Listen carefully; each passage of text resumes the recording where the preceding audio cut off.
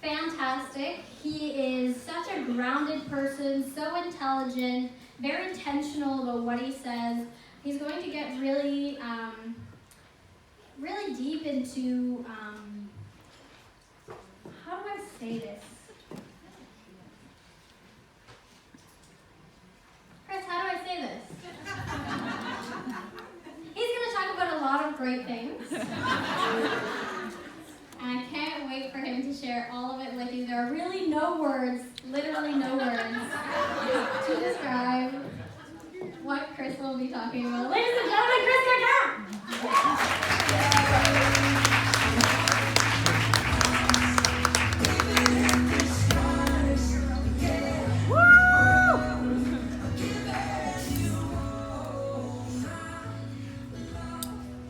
I guess that's what I look like on a big screen.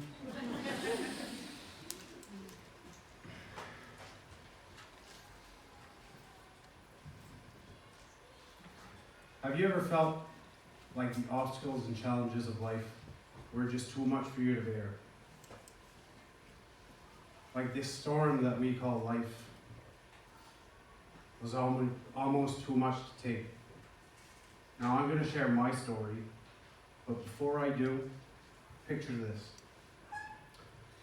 It was dark and foggy as the sailors set sail. They clearly didn't know what was in store for them that evening.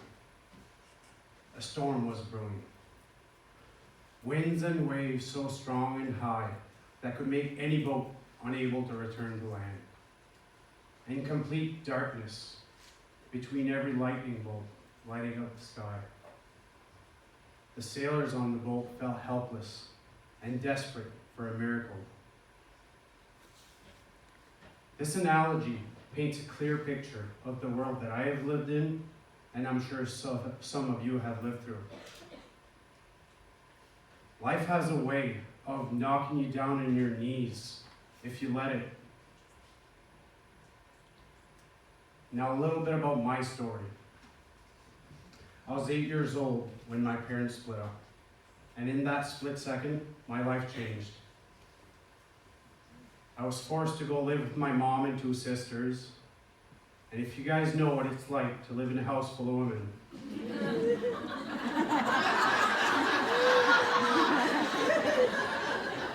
and I realize saying this in this room right here, it's 90% women.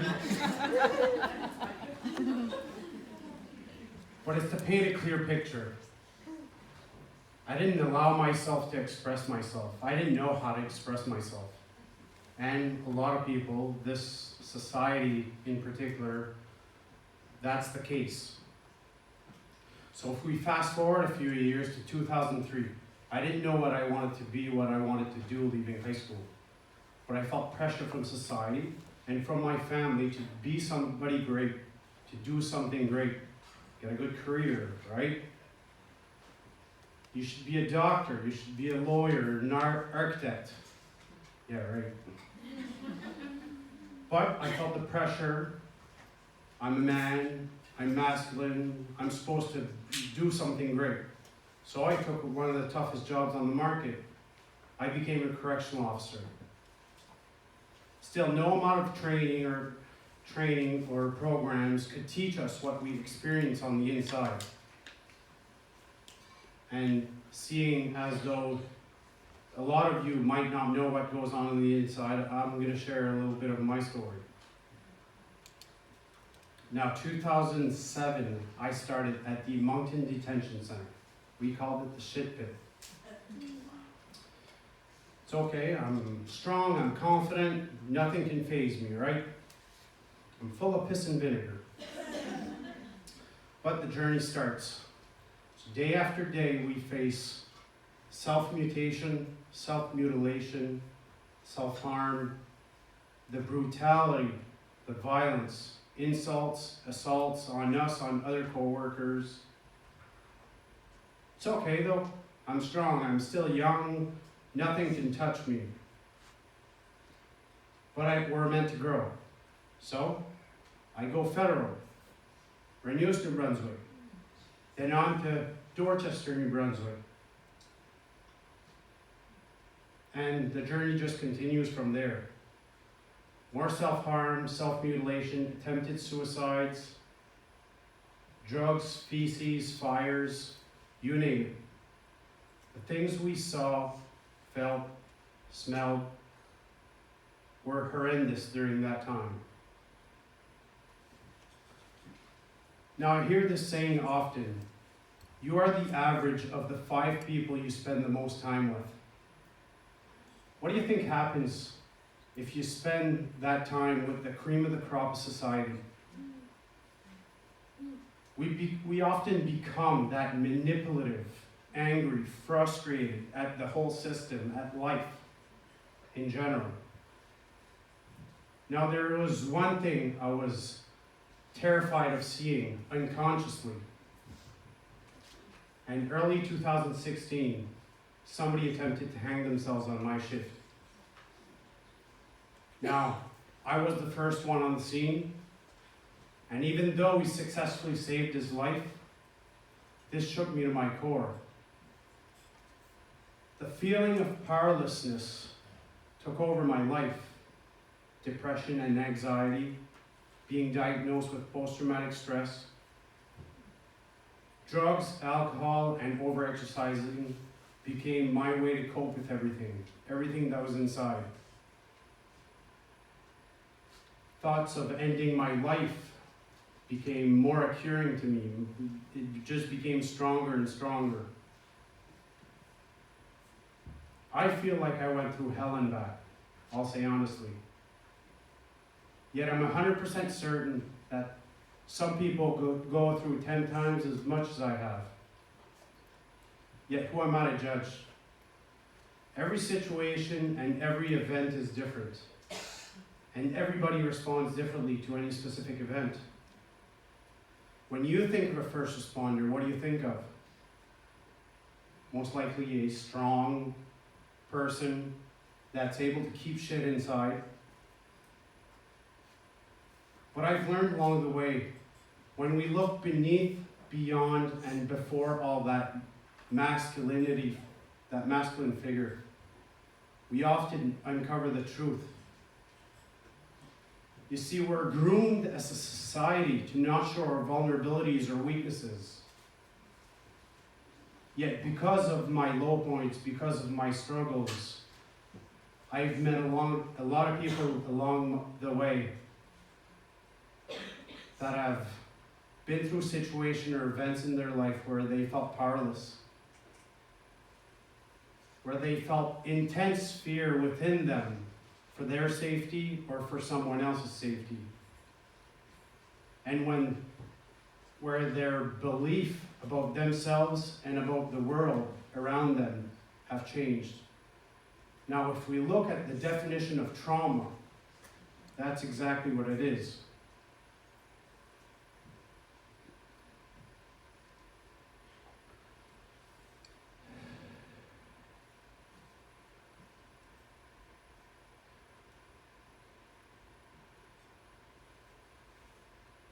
I have devoted my life to learning about trauma, about how to heal, how to bring myself back, and how to heal others.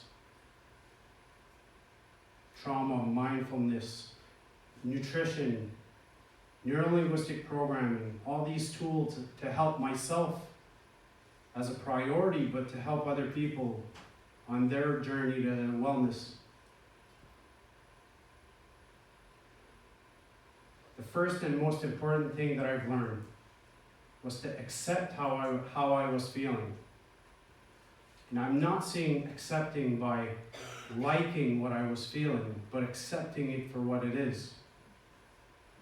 Bringing mindfulness into my life, experiencing life for what it is, through the senses of my body, through touch, smell, feel, taste, everything that we can feel. This actually changes the neurochemical in our brains. It actually changes the structure of our brain. We have about 60,000 to 80,000 thoughts a day. And of those, 80% of 90% of those are our program, our previous program. Now, if we don't choose to think before we think, we'll get the same activation all the time. And if somebody is depressed or anxious, that'll just keep growing and growing and growing. Tools like mental rehearsal, active imagination, breaking the habit of being ourselves, and thus recreating ourselves. And I say this, and this appears simple, easy, but I assure you it's not that easy. Which is why we have about 7 billion people on this planet. The idea behind trauma is that the emotional charge within us and the thoughts stays in this cycle, this perpetual cycle that never stops.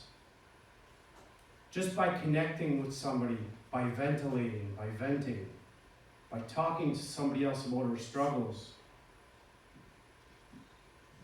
we can form new resolutions, conclude that trauma, and then thus heal and be better along the way. Now still, this isn't an easy task to do.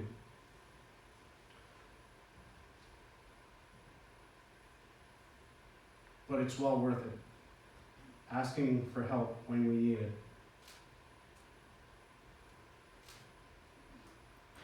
When those low days hit, when you feel down on the ground, it's important to find the gifts that were already there. My wife is here today and she helped me through tremendous things. She believed in me when I couldn't believe in myself.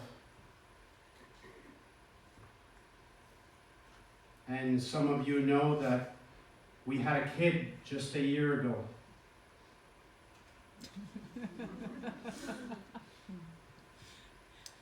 She has taught me amazing things. Being able to stay in the present. Life's about those little moments.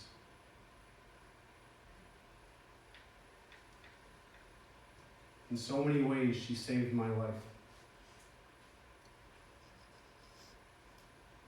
But at first, it wasn't easy.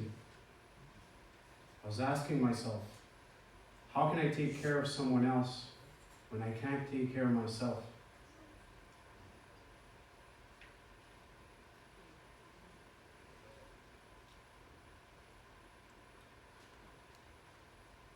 I have an example that I read in the book. These monks were building practice, were building appreciation in their life. They had a single rose. And they looked at it, they sensed it, they smelled it. Building that appreciation day after day after day helped them to have bigger opportunities in life, to build appreciation for the bigger things, to allow bigger opportunities. This definitely has to be one of my bigger opportunities.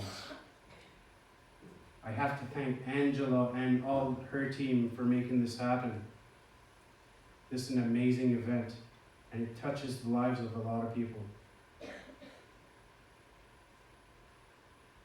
Now, I have sort of a disclaimer to this, because if you choose to go down that route and start your healing journey, things might get worse before they get better. Now, the reason for this is when you start looking at all that bullshit that's in you, that emotional charge that's within you that you didn't deal with all those years, whatever it is, starts becoming stronger for some reason.